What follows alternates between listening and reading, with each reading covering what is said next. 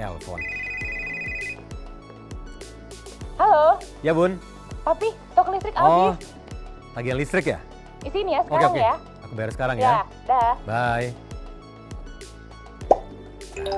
Dah terbayarkan. Oh iya, satu lagi nih. Hadiah kenaikan kelas nih. Oke, buat anak. Dan selesai. Oke. Paket. Cepet banget nih. Oke. Thank you ya.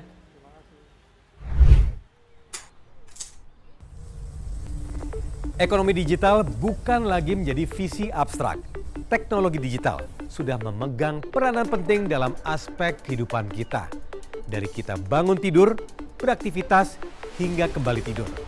Kita tidak pernah lepas dengan yang namanya gadget atau perangkat digital.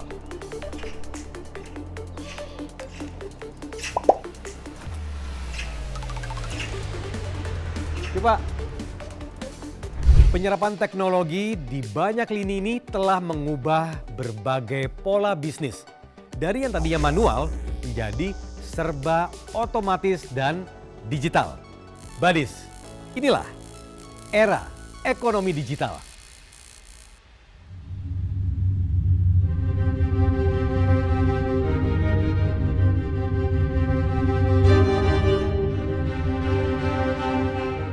Ekonomi digital menjadi masa depan bagi masyarakat dunia, tidak hanya berkaitan dengan pola bisnis. Ekonomi digital terbukti mampu menjadi penyelamat Indonesia dari krisis saat pandemi COVID-19. Pertumbuhan ekonomi Indonesia sempat mengalami minus 5,32% di kuartal 2 2020. Nah, pada kuartal 2 2021, pertumbuhan ekonomi Indonesia berhasil melesat hingga 7,07%. Di tengah badai pandemi, Indonesia bisa memanfaatkan digitalisasi untuk menghidupkan sektor ekonomi menjadi lebih gesit, tangguh, dan elastis. Ekonomi digital pun berhasil menghidupkan banyak potensi bisnis baru di era pandemi dan membawa napas segar pada usaha mikro, kecil, dan menengah yang akhirnya mampu beradaptasi ke dalam sistem digital. Nah, lalu apa yang dimaksud dengan ekonomi digital? Ekonomi digital bisa diartikan yaitu kegiatan perekonomian yang memanfaatkan teknologi, internet, dan kecerdasan buatan atau artificial intelligence. Dengan bantuan teknologi dan digitalisasi, aktivitas ekonomi menjadi lebih cepat dan mudah. Manfaatnya pun bisa dirasakan langsung oleh masyarakat, mulai dari bisnis UMKM hingga konsumen itu sendiri. Lewat ekonomi digital, para pelaku UMKM bisa membuka bisnis tanpa harus memiliki toko offline. Selain itu, banyak pengusaha UMKM yang juga bisa menembus pasar global lebih mudah karena teknologi memungkinkan sebuah produk dipasarkan hingga ke luar negeri. Ekonomi digital adalah kunci masa depan ekonomi dunia. Sebagai pilar ketahanan di masa pandemi, menyumbang 15,5% PDB global, membuka peluang masyarakat kecil menjadi bagian dari rantai pasok global. Nah, nilai transaksi ekonomi digital pada e-commerce ini beberapa tahun terakhir pun terbukti bertumbuh pesat. Yuk kita lihat datanya mulai dari tahun 2017. Nilai transaksi e-commerce mencapai lebih dari 42 triliun rupiah. Kemudian ke 2018 ternyata melonjak 148%, mencapai lebih dari 104 triliun rupiah. Nah, ke tahun berikutnya melonjak 96%, ini mencapai lebih dari 205 triliun rupiah.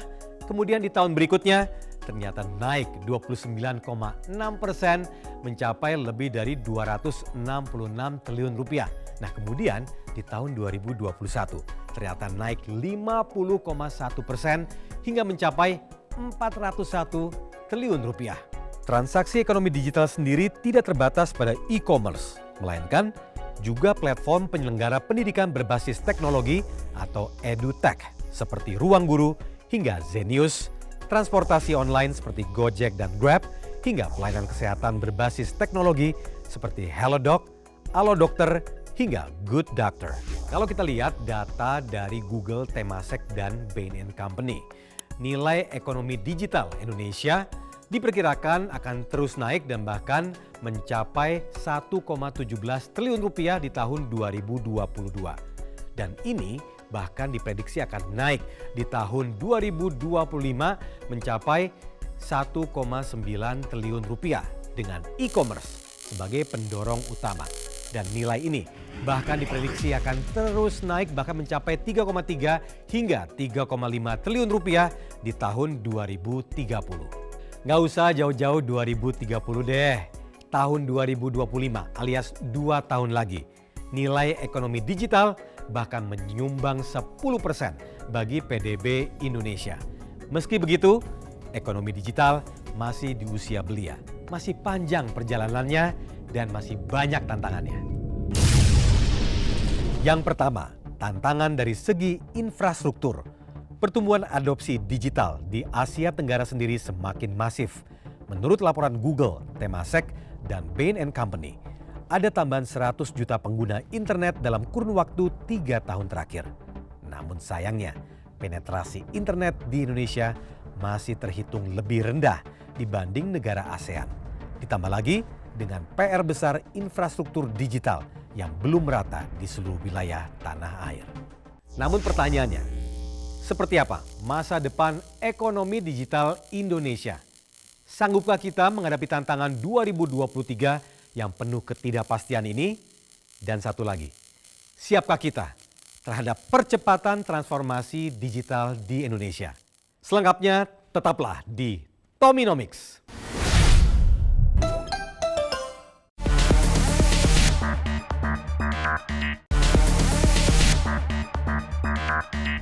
Ekonomi digital diyakini mampu menjadi kunci masa depan ekonomi dunia. Banyak yang menilai transformasi digital bisa menjadi pendorong pertumbuhan ekonomi di tanah air. Pengembangan ekonomi digital di Indonesia mencakup banyak bidang yang memegang peranan penting bagi hajat hidup orang banyak. Sebut saja mulai dari pemerintahan, pendidikan, kesehatan, keuangan, hingga sektor energi. Kemudian tahun 2022 ternyata banyak kejutan yang terjadi. Mulai dari resesi, kemudian perang berkepanjangan, dan satu lagi, tumbangnya begitu banyak perusahaan rintisan di bidang teknologi. Kemudian seperti apa masa depan ekonomi digital Indonesia? Sanggupkah industri ini menjawab segudang tantangan di tengah ketidakpastian? Salah satunya yaitu situasi ekonomi dan juga geopolitikal saat ini. Untuk membahasnya, Tominomics kali ini akan berbincang dengan Pandu Syahrir, seseorang yang memiliki sepak terjang luar biasa di dunia investasi dan ekonomi digital. Saat ini, Pandu menjabat sebagai Komisaris PT Bursa Efek Indonesia, sekaligus founding partner dari AC Ventures, sebuah perusahaan modal ventura yang fokus pada penanaman modal perusahaan startup di bidang teknologi. Bang Pandu, thank you so much for your time. Udah lama banget nggak ngobrol-ngobrol bareng kita ya. Aduh, sekarang tempat baru, keren banget nih acara kamu yang baru nih. Thank you Bang. Oke, Bang nih awal kok kita ngobrol dulu kita bahas soal batu bara terus kan ya. You really into that industry, but right now you've been doing several. Iya, betul. Boleh tanya nggak sih sebenarnya dari sisi leadership dan juga tim manajemen, emang tipenya multitasking banget atau sebenarnya lu delegate juga modelnya? Iya, agak ADD sih, tapi ya memang multitasking. Saya itu sebenarnya ada dua besar. Jadi tadi saya tanya, satu soal energi. Makanya waktu itu saya kan masih ketua asosiasi batubara. Energinya tuh, tapi sekarang saya fokus energi transisi. Jadi semua dari batubara profit kita invest ke, kayak contoh JV kita, Elektrum namanya yang dengan Goto, motor listrik. Habis itu kita sekarang renewable energy, terus carbon credit. Terus yang kedua, memang saya ini diem-diem dari 2014. Waktu itu saya kenal kamu udah 11 tahun ya, gila lama juga. Saya mulai investasi di startup-startup. Dan itu startup teknologi. Pada saat itu karena nggak ada banyak yang invest di sana, saya ngeliat ya jumlahnya mungkin jauh lebih kecil daripada invest batubara. Jadi coba deh saya sendiri ngerjain, mulai invest. Jadi yang waktu itu yang dikenalkan memang Shopee. Ya kan, dulu saya sempat jadi chairman di sana. Habis itu yang kedua Bukalapak. Itu kan jadi juga yang IPO yang terakhir memang Goto. Sekarang saya kebetulan jadi komut di Goto Financial. Itu juga salah satu investment awal yang alhamdulillah jadilah. Dari situ baru tahun 2018-19 saya bikin institusi. Kalau dulu pribadi, sekarang saya bikin institusi ngambil dana pihak ketiga. Sekarang kita bikin namanya AC Venture. Untuk early stage sama indies buat yang pre-IPO. Jadi kita ada 2 rumah. Tapi emang fokus saya hanya itu, energi sama teknologi. Nah, so how do you see it from now ke depan nih? Saya rasa masih perlu ya, apalagi karena banyaknya perang, masalah, jadi orang tuh tetap memerlukan batu bara, dan batu bara nggak bakal di-replace 10 tahun ke depan. Tapi kalau Anda lihat pengusaha-pengusaha batu bara diem-diem, atau mungkin udah agak laut, mulai investasi ke energi transisi, ngikutin program pemerintah, which is good, it's a good thing. Ya. Nah ini juga mungkin pelajaran juga buat para pemain-pemain di teknologi, belajar deh dari industri batu bara. Karena saya rasa dulu mungkin industri batubara 2011-12, Mas Tommy tahu kan, pede banget. Yeah. Kalau sekarang setelah downturn kan jadi lebih low profile, low key, dan mungkin bahasanya humble. Sampai hari ini saya rasa industri pengusaha-pengusaha batubara tuh jauh lebih low key. Dan ini mungkin salah satu pengalaman yang bisa ditarik juga oleh para pengusaha-pengusaha teknologi. Lesson learned. Bicara humble berarti yang pengusaha-pengusaha teknologi ini sempat nggak humble juga dong berarti ya? Ya, bahasanya anak-anak muda merasa, gampang banget bisa dapat uang, bisa dapat ini. Sometimes you feel larger than life. Nah, mungkin salah-salah kita juga investor. Kita investor pengen perusahaannya grow cepat. Dan juga mungkin di bisnis media, kita idolize business heroes. Jadi kadang-kadang you buy your own story. Sekarang tiba-tiba, 2021 lah, Mas tahu lah kalau mau ngejar siapapun susah. 2022 bingung, kok gini? Tahun ini menurut saya baru founder-founder baru sadar, saya harus bikin profit loh. Rupanya saya cerita yang bikin profit 2025, 2026 udah nggak bisa, harus sekarang. Shock to the system. Kalau kita lihat dari sisi global gitu ya, kemarin kita ngalami namanya resesi global. Orang-orang mulai nih rada parno gitu ya, mikirnya, wah Indonesia resesi atau tidak, itu satu hal. Kemudian kedua, China reopening bentar lagi kan sudah mulai terjadi.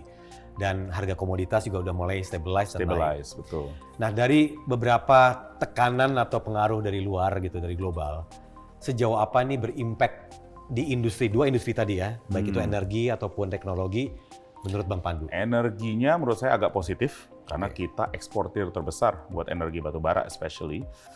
Jadi itu positif, short term ya. Kalau teknologi, short termnya negatif. Kenapa? Karena pendanaan sekarang mencari cash flow, bukan mencari growth. Jadi kelihatan sekali, sekarang banyak cerita-cerita selalu layoff lah, nggak ada pendanaan lah. Tapi ini sesuatu yang normal. Jadi semua industri, termasuk teknologi, akan mengalami ini. Jadi yang bagus sekarang nih adalah ada the great reset, bahasa saya the great reset, semuanya nge-reset ulang. Siapa yang perusahaan yang paling bagus, paling kuat, pasti dapat pendanaan, dan pasti akan menang. Perusahaan yang setengah-setengah, most likely harus digabung, atau fail. Tapi itu fact of life. Kalau orang umum selalu dengar namanya kosakata burning money, bakar uang. Masa itu udah lewat berarti. Udah lewat, udah ya, gone. Sekarang udah cost concern berarti ya sekarang. The cost dan profit. Dan profit ya. Semua buat profit. Jadi bagus itu. Ya. Hanya masalah yang muda-muda belum pernah mikirin itu. Jadi ini mindsetnya berubah. Laporan keuangan, profit itu kayak gimana ya? Sefundamental itulah. Jadi menurut saya nih sekarang banyak banget soul searching yang terjadi tahun lalu. Tahun ini I think it's almost like come to Jesus moment bahasanya. Itu jadi okay, now I have to do this. Kalau saya holistik gitu ya. Holistik. Kalau saya nggak lakukan ini saya pasti diganti. Udah sampai kayak gitu pembicaraan antara investor dan entrepreneur. Gitu loh. Jadi ya at the end saya rasa akan lebih sehat sih industri kita. Meskipun memang PDB kita sendiri kan masih mayoritas didukungnya sama consumption sebenarnya. Betul. Kan. Dan sekarang makanya di-engage dengan anggaran tinggi untuk pendidikan dan segala macam misalnya. Karena kita masuk dari 5.000 mau ke 10.000. Yes. Investasi pendidikan kan bukan kelihatan sekarang. Ya. Kelihatannya 2030, nanti. 2035. Jadi kita SDM kita juga harus berani kompetitif, Mas. Iya. Saya ngelatin ChatGPT, saya takut loh. Mas bisa bikin program ini. Assignment. Tulis dulu pertanyaan apa yang bisa saya tanya pada Pandu Syahrir pada hari ini. Ditulis sama ChatGPT seret gitu. Then why do you need ini sebenarnya buat kita don't get impact. Yang kena impact siapa? 5 tahun, 7 tahun ke belakang kita. Jadi gimana nih kita bikin diri kita jauh lebih pinter lagi. Kasarnya bikin kail yang lebih kuat lah buat kita semua. Jadi saya sih optimis, Mas. Nah, tadi kan ngomong soal bagaimana pentingnya pendidikan buat jangka panjang targetnya. Kita bicara SDM sekarang. Dan ini kaitannya dengan industri teknologi yang berkembangnya pesat banget di Indonesia. Kebutuhannya baik dari sisi consumer juga behavior-nya ke arah digital juga tinggi. SDM kita sudah oke nggak sih sebenarnya terkait dari digital industry? Kalau secara short term jawabannya tidak. Medium term pasti bisa. Makanya saya bangga banget waktu pemerintah announce budgetnya. Paling besar education. Yes. Wah itu buat saya mah, wah keren, top. Karena artinya kalau udah arahnya ke sana, ya artinya 5 tahun ke depan nih, impact-nya ke depan. Untuk kita bisa lebih kompetitif. Jadi ya, kalau secara short term kita harus import knowledge. Mau nggak mau, and that's okay. Kita import the best, tapi kita yang belajar nanti. Impact-nya kan, ini kan hanya berapa? 100 orang paling. No impact. Satu apartemen building. Kalau saya bilangnya gitu loh, no impact, tapi impact ekonomi bisa luar biasa besarnya, Mas. Jadi saya sih merasa ini kesempatan emas karena kita lagi transisi menjadi negara besar, negara maju. Secara ekonomi ya. Bang Pandu, tadi kan ada beberapa hal yang disampaikan terkait SDM, kebutuhan bagaimana kita punya sebenarnya talent-talent bagus. Ya nggak apa-apa kita import dulu di awal, tapi knowledge-nya transfer ke sini, kita manfaatkan jangka panjang. Tapi kalau lihat dari profesinya sekarang, jenis profesi apa saja sih yang dibutuhkan di dunia digital? Nah, Badis, mau tahu apa jenis profesi yang paling dibutuhkan di dunia digital dan seberapa besar peluangnya? Jawaban selengkapnya di Tominomics.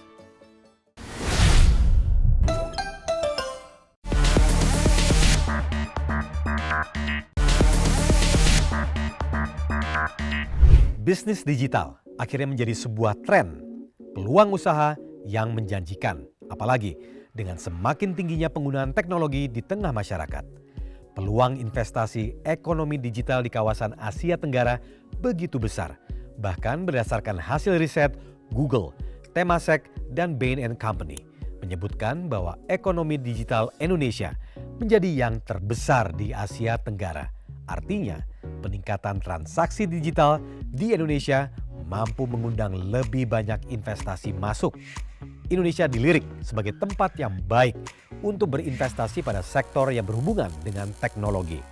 Namun yang menjadi misteri, pandemi yang mereda hingga semakin banyak sektor yang kembali offline membuat sejumlah sektor lesu di penghujung tahun 2022.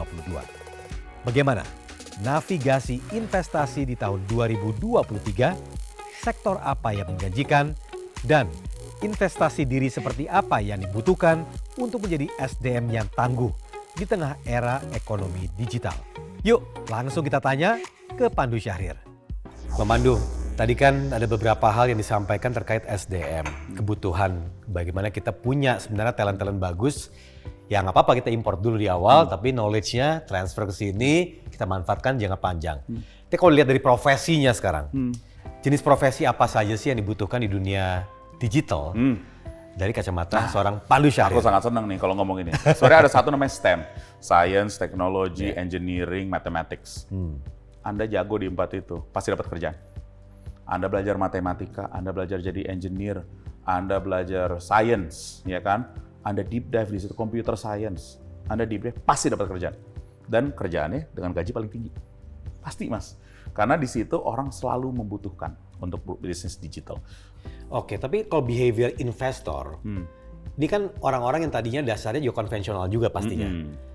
Setelah 2 tahun terakhir ini, kacamata investor tuh apakah sekarang tetap konvensional terhadap teknologi atau enggak sekarang? Jadi kalau sekarang tuh perubahannya gini, tetap aja namanya venture risk adalah risk yang besar. Ya. Jadi mereka akan mencari bisnis model yang unik yang memang worth venture risk.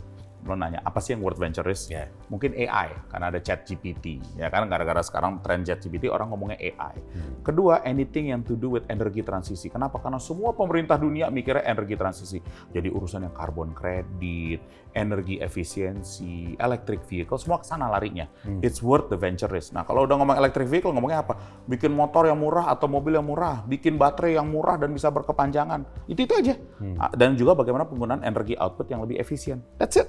Nah, itu world venture risk. Tapi yang sekarang yang udah ada, e-commerce logistik, fintech, mereka hanya milih siapa yang bakal menang.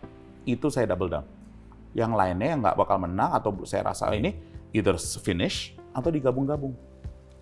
That's the trend. Dan ini bukan rocket science. Jadi cara pemikiran semua pemodal udah begitu.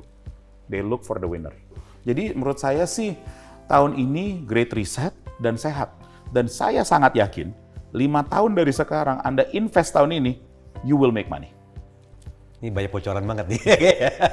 Tapi tinggal berani apa enggak. Kenapa? Iya, Karena iya. menurut saya penggunaan teknologi itu udah menjadi bagian krusial dari kehidupan sehari-hari. Yes. Nah tadi ada satu yang menarik adalah soal penggabungan. Untuk yang tidak bertahan ya udah selesai gitu. Penggabungan. Nah sekarang banyak nggak sih contoh-contoh yang kecil-kecil ini akhirnya memang ditarik gitu sama yang besar-besar. Karena memang berita-berita 2022 kan kebanyakan layoff sebenarnya. Dan juga Lagi ganti model terjadi, bisnis. saya nggak bisa ngomong, tapi memang sekarang udah banyak, perusahaan A sama perusahaan B kita gabung yuk. Fintech A sama fintech B kita gabung yuk. Perusahaan logistik A, B, C kita gabung yuk. Anda ngomong deh e-commerce, yang Anda pakai berapa sih paling? 3 maksimum. Yes. Fintech juga sama, paling hanya 2-3 yang bakal dipakai. Jadi yang menurut saya, pemainnya bakal itu-itu aja, which is good for the consumer. Karena apa yang terjadi? Selama 8 tahun terakhir, Mas, yang terjadi tuh orang memiliki trust kepada sistem teknologi. Kalau saya bilang 8 tahun yang lalu, Anda mau ngasih transaksi lewat HP, pasti bilang, enggak takut barangnya nanti nggak nggak aman, asli, nggak aman. Ya. Sekarang nggak pernah ditanya, oke aja lah. 99% most likely barangnya asli, 90-an persen plus. Jadi orang udah merasa nyaman transaksi lewat HP.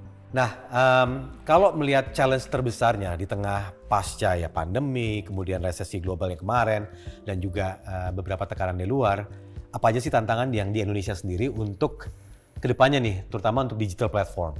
Jadi tantangan terbesarnya memang ini kan sesuatu yang baru. Kebanyakan nih anak-anak muda yang bekerja, Mas, umur 25, 26. This is their first job. Jadi ini pertama kali mereka mengalami namanya layoff. Tapi ini menarik juga satu data ya. Siapapun yang di layoff tahun lalu dari perusahaan-perusahaan besar, 92% sudah menerima perusahaan baru, kerjaan baru. Kenapa? Karena Indonesia secara ekonomi bagus. Jadi industri-industri lain bagus. Mereka pindah industri dari sektor teknologi ke sektor yang lain, manufacturing, FMCG, yang lain-lain lah. Jadi menurut saya the job is there. Penciptaan lapangan kerja terus ada. Hanya memang tidak di sektor teknologi. Nah, untuk digital ini berjalan, mindset-nya yang harus berubah dan sekarang sedang berubah. Jadi kalau Anda lihat dari sisi perusahaan-perusahaan, mungkin nanti akan ada announcement, kita akan profit tahun ini. Yang besar-besar ya, kita ngomong besar-besar. Kalau yang besar-besar udah ngomong gitu, yang ke bawahnya pun akan ngikut menurut saya.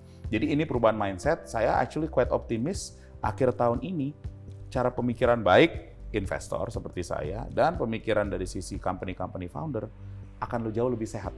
Mereka akan ngomong kapan, investasi untuk bisa ngembangin usaha tanpa burning.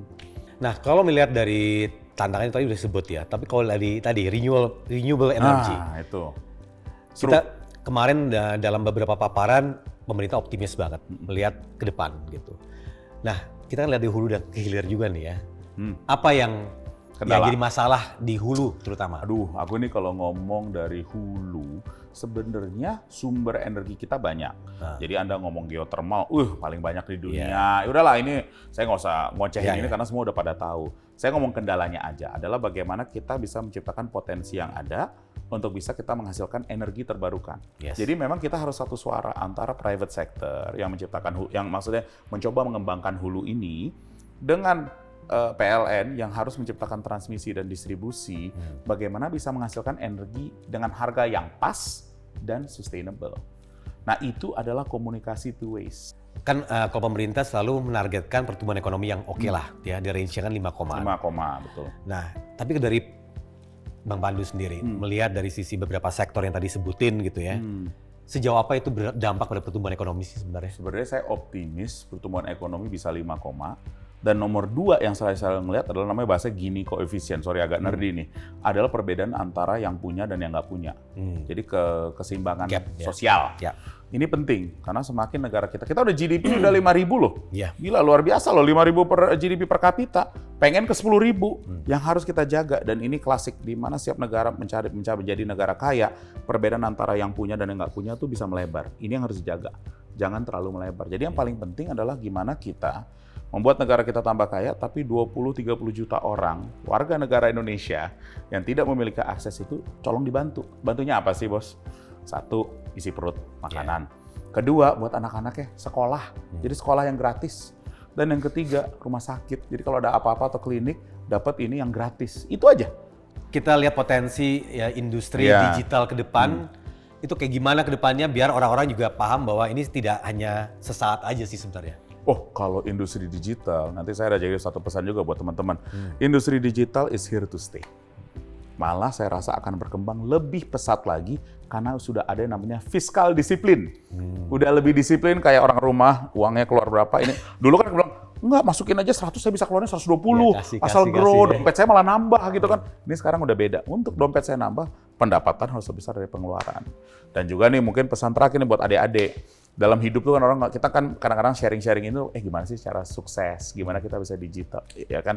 Indonesia sebenarnya simple, hanya ada dunia ada 3, buat Indonesia ada 4. Jadi saya selalu bilang kepada teman-teman, orang-orang kantor dan yang kita invest, kalau kerja tuh sebenarnya very simple. Yang pertama, jangan culas, jangan bohongin orang lah. Jadi AA, BB. Kedua, punya ambisi dikit. Kalau ada ambisi banyak malah lebih bagus. Ketiga, kerja keras. Karena kerja keras yang akan menghasilkan 2 itu. Nah, Indonesia spesifik yang keempat, jangan sombong. Jadi itu aja sih Mas yang terakhir. Siap, Bang Pandu, thank you banget. Terima kasih. Atas waktunya dan juga inspirasi dan informasinya. Siap. All the best always. Thank you, sama juga. Makin sukses, makin keren. Amin. Terima kasih banyak. Thank you so much. Thank you. Era ekonomi digital bukan lagi merupakan visi abstrak. Mengutip kata dari Pandu Syahrir, digital industry is already here. And it's here to stay. Tahun 2023 memang tahun yang penuh tantangan. Namun optimisme pertumbuhan ekonomi digital adalah hal yang menjanjikan bagi para investor, perusahaan teknologi, dan juga konsumen. Setiap era pasti banyak tantangan. Namun, bagaimana kita mampu beradaptasi dan bertransformasi untuk menciptakan banyak peluang dengan versi terbaik yang kita miliki.